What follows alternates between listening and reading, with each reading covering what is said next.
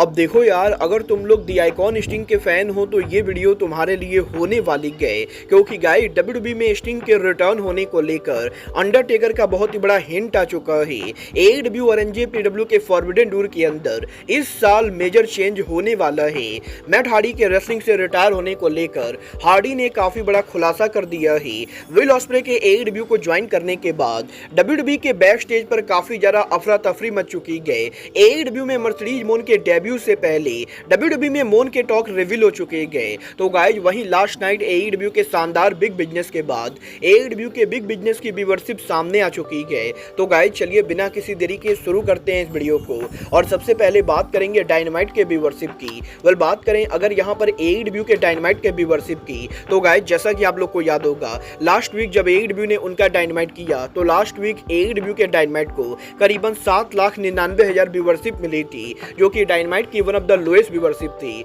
But guys इस हफ्ते जब एडब्ल्यू ने डायनामाइट शो किया तो गाइज इस हफ्ते डायनामाइट की व्यूअरशिप लास्ट वीक के मुकाबले बढ़ी तो है, बट गाइज यहाँ पर एडब्ल्यू के बिग बिजनेस के हाइप के मुकाबले एडब्ल्यू के इस हफ्ते का डायनामाइट व्यूअरशिप के मामले में फ्लॉप रहा है, क्योंकि गाइज एडब्ल्यू के बिग बिजनेस को मात्र यहाँ पर 8,01,000 व्यूअरशिप मिली गए, जो कि लास्ट वीक के मुकाबले 2,000 कम है। और एडब्ल्यू के इस हफ्ते बिग बिजनेस डायनामाइट शो को मात्र यहाँ पर 8 लाख व्यूअरशिप मिलना डेफिनेटली यहाँ पर एडब्ल्यू कंपनी के लिए तो बिल्कुल भी बढ़िया नहीं गए। बट गाइज अगर बात करें यहाँ पर क्वार्टर व्यूअरशिप की, तो गाइज क्योंकि एडब्ल्यू के बिग बिजनेस के ऊपर मर्सिडीज मोन ने एडब्ल्यू पर डेब्यू किया है, तो गाइज इसलिए क्वार्टर व्यूअरशिप के अंदर मर्सिडीज मोन के सेगमेंट की व्यूअरशिप तो 1 मिलियन है, बट गाइज यहाँ पर शो पर बाकी सेगमेंट की व्यूअरशिप 7 लाख से 6 लाख के बराबर है। और गाइज क्योंकि नॉर्मली यहाँ पर एडब्ल्यू के डायनामाइट शो के ऊपर हर हफ्ते शो की ओपनिंग व्यूअरशिप 9 लाख से ऊपर रहती है, तो गाइज इसीलिए क्वार्टर व्यूअरशिप के अंदर मर्सिडीज मोन के सेगमेंट को 1 मिलियन व्यूअरशिप मिलना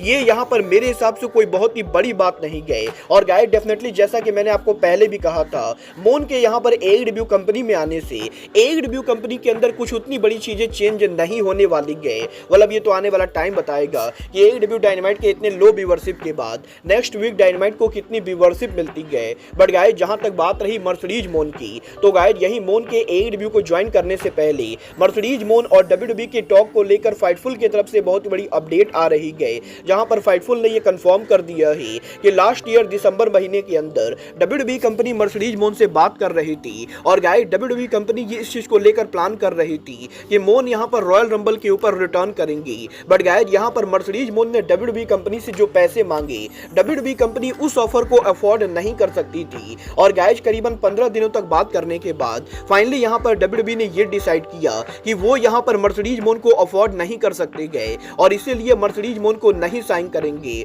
बट गाइज यहां पर मोन के डब्ल्यूडब्ल्यूई को साइन ना करने के बाद भी डब्ल्यूडब्ल्यूई कंपनी के अंदर कोई भी यहां पर मर्सिडीज मोन से बिल्कुल भी नाराज नहीं गए। और गाइज यहां पर कंपनी में लोगों का ये कहना है कि जब यहां पर मर्सिडीज मोन और डब्ल्यूडब्ल्यूई ने ये डिसाइड किया कि मोन यहां पर डब्ल्यूडब्ल्यूई पर वापस नहीं आएंगी, तो गाइज बैक स्टेज पर लोगों का ये कहना था कि वो यहां पर ये होप करते गए कि फ्यूचर में मर्सिडीज मोन एक न एक दिन कंपनी पर रिटर्न करेंगी। और गाइज बेसिकली यहां पर डब्ल्यूडब्ल्यूई के अंदर मर्सिडीज मोन को लेकर किसी तरह का कोई भी हिट नहीं गए। बट गाइज यहां पर मर्सिडीज मोन वो इकलौती रेसलर नहीं गए जिसको यहां पर डब्ल्यूडब्ल्यूई कंपनी अफोर्ड नहीं कर पाई गए। वेल गाइज ये बात तो मैंने आपको ऑलरेडी बता रखा है। विल ऑस्प्रे के एडब्ल्यूडब्ल्यूई कंपनी को ज्वाइन करने से पहले विल ऑस्प्रे को भी डब्ल्यूडब्ल्यूई की तरफ से ऑफर मिला था, but guys WWE company osprey को जो ऑफर दे रही थी, टोनी खान ने उसके मुकाबले ऑस्प्रे को बहुत ही बड़े ऑफर देकर एडब्ल्यूडब्ल्यूई कंपनी के अंदर साइन कर लिया। और गाइज अब यहां पर इस हफ्ते एडब्ल्यूडब्ल्यूई के बिग बिजनेस के ऊपर विल ऑस्प्रे के डायनामाइट पर प्रोमो के एयर होने के बाद डब्ल्यूडब्ल्यूई के बैक स्टेज से बहुत ही बड़ी अपडेट आ रही है।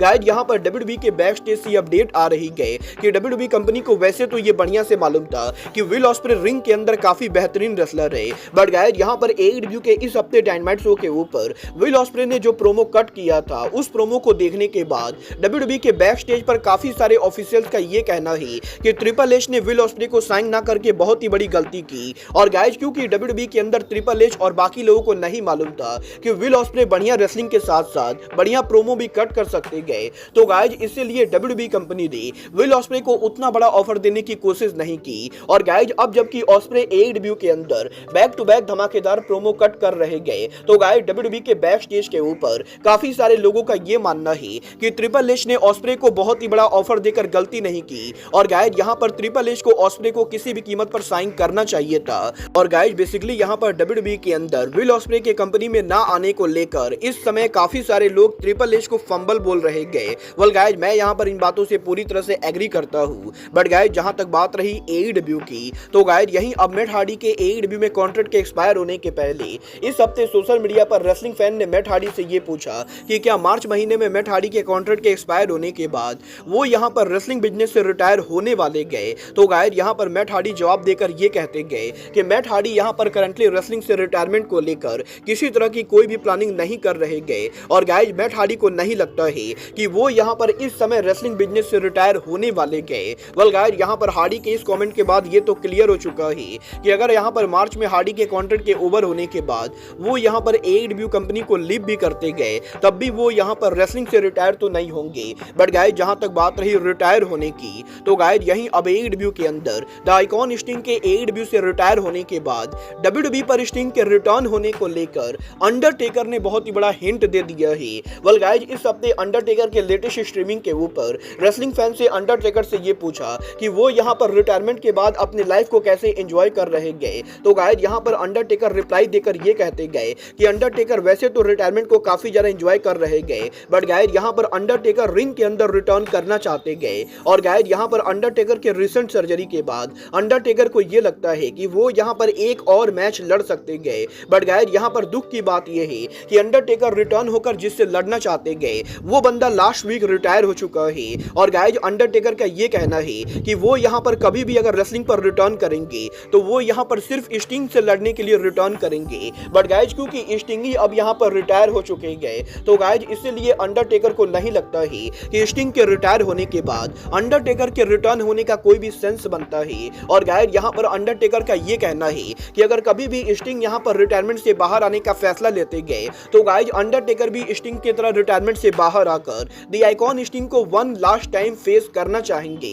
और गाइज अंडरटेकर ये होप करते गए कि स्टिंग यहाँ पर रिटायरमेंट से बाहर आकर अंडरटेकर को ड्रीम मैच के अंदर फेस करे। वेल गाइज अब ये तो आने वाला टाइम बताएगा कि द आइकॉन स्टिंग के AEW में इतने ग्रैंड रिटायरमेंट के बाद क्या वो यहाँ पर AEW को छोड़कर रिटायरमेंट से बाहर आकर WWE पर जाकर डेड मैन अंडरटेकर को फेस करते हैं या नहीं। बट गाइज चलिए फिलहाल आगे बढ़ते और बात करते हैं AEW के साल के one of the biggest pay per view forbidden door 2024 की। वेल गाइज ये बात तो हम सभी लोगों को मालूम है, AEW और NJPW पिछले 2 सालों से फॉरबिडन डोर पेपर व्यू कर रहे गए। बट गाइज यहीं अब इस साल के फॉरबिडन डोर पेपर व्यू को लेकर यहाँ पर NJPW और बूसी रोड के CEO ताकामी किडानी की तरफ से बहुत ही बड़ी अपडेट आ रही है। वेल गाइज इस हफ्ते बूसी रोड के CEO ने यह कंफर्म कर दिया है कि करीबन 3 साल तक AEW और NJPW के लंबे पार्टनरशिप के बाद अब यहाँ पर स्टारडम रेसलिंग भी AEW के साथ पार्टनरशिप के अंदर है। और गाइज NJPW AEW के पार्टनरशिप से बहुत ही ज्यादा हैप्पी गए। और गाइज यहाँ पर किडानी ने कंफर्म किया है